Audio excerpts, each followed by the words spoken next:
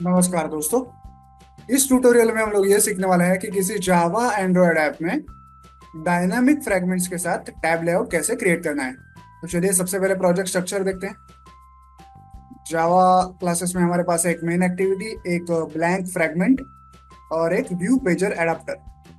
और layout folder में है activity underscore main dot XML जो कि मेन एक्टिविटी की यूआई फाइल है, और fragment underscore blank dot XML जो कि इस ब्लैंक फ्रेगमेंट की यूआई फाइल है। हमें टैब लेआउट के अंदर जितनी भी फ्रैगमेंट्स दिखानी है वो सारी फ्रैगमेंट्स हम इस ब्लैंक फ्रैगमेंट और व्यू पेजर अडेप्टर का यूज करके क्रिएट करेंगे। सबसे पहले यूआई देखते हैं, activity underscore main dot XML. यहाँ पे आप एक टैब लेआउट देख पा रहे होंगे और एक व्यू पेजर है उसके नीचे।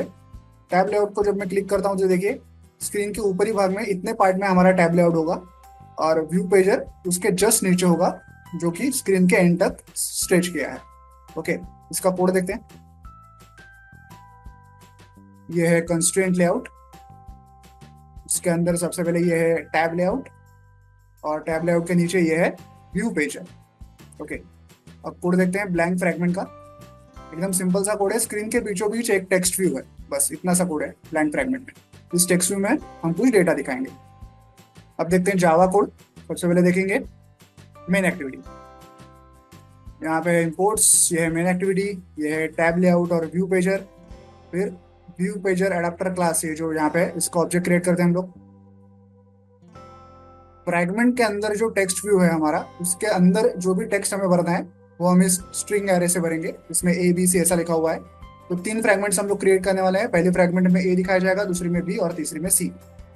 जो हमारा टैब लेआउट है उसके ऊपर, हर एक टैब के ऊपर हमें एक टाइटल दिखाना है, तो उसके लिए स्ट्रिंग एरे है।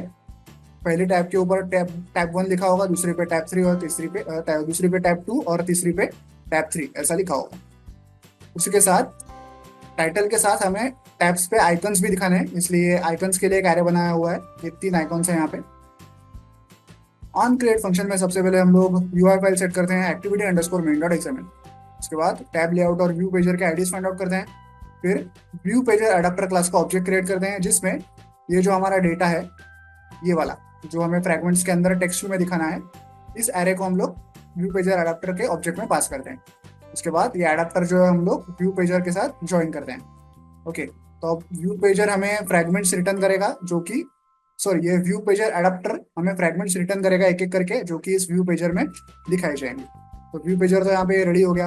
अब हमारा जो टैब लेआउट है उसके अंदर हमें जो टेक्स्ट दिखाना है और जो आइकॉन्स दिखाने हैं वो करेंगे काम हम लोग इस टैब लेआउट मीडिएटर का यूज करके। इसमें हमने हमारा टैब लेआउट पास किया है, व्यू पेजर पास किया है, और उसमें हम लोग टैब के ऊपर ऐसे टेक्स्ट दिखाएंगे और ऐसे आइकन्स दिखाएंगे। ओके, तो ये हो गया हमारा मेन एक्टिविटी का कोड। देखते हैं व्यू पेजर एडाप्टर क्लास। ये इंपोर्ट्स, ये व्यू पेजर एडाप्टर क्लास जो कि एक्सटेंड करता है फ्रैगमेंट स्टेट एडाप्टर को। जो एबीसी डेटा हमने भेजा था, जो हमें टेक्स्ट व्यू में दिखाना है हर एक फ्रैगमेंट के, वो डेटा हमें यहाँ पे मिल चुका है। क्रिएट फ्रैगमेंट फंक्शन में हम लोग फ्रैगमेंट को क्रिएट करते हैं एक एक करके। तीन फ्रैगमेंट्स हम लोग क्रिएट करने वाले हैं, और उनमें जो डेटा दिखाना है हमें, उनके लिए हम लोग क्या करते हैं, सबसे पहले तो हमने यहाँ पे एक फ्रैगमेंट क्रिएट की। फ्रैगमेंट का ऑब्जेक्ट बनाया कैसे, हमारा जो ब्लैंक फ्रैगमेंट क्लास है उसका एक ऑब्जेक्ट बनाया। फिर जो डेटा हमें भरना है एबीसी डेटा, उसके लिए हमने यहाँ पे एक बंडल क्रिएट किया। बंडल में वो डेटा भरा एक एक करके। की वैल्यू फॉर्म में हमने डेटा भरा। की को हमने क्या नाम दिया है, की ही नाम दिया है, और यहाँ पे वैल्यू में हम ए बी सी भरेंगे। और फ्रैगमेंट के अंदर ये जो बंडल है हमारा डेटा का, डेटा वाला, ये डेटा वाला बंडल हमने फ्रैगमेंट में सेट किया। तो हर एक फ्रैगमेंट को यहाँ से एक एक डेटा प्रोवाइड किया जाएगा। तो यहाँ से हमने फ्रैगमेंट रिटर्न की। तो ऐसे तीन फ्रैगमेंट्स यहाँ से रिटर्न की जाएंगी, फ्रैगमेंट 1 2 और 3। फिर गेट आइटम का फंक्शन है, यहाँ से हम लोग जितने फ्रैगमेंट्स हम लोग शो करने वाले हैं उनका लेंथ हमें यहाँ से, उनकी वैल्यू हमें यहाँ से पास करनी है। ये हो गया व्यू पेजर एडाप्टर क्लास जो फ्रैगमेंट्स को क्रिएट करता है और उनमें कुछ डेटा भी भरता है।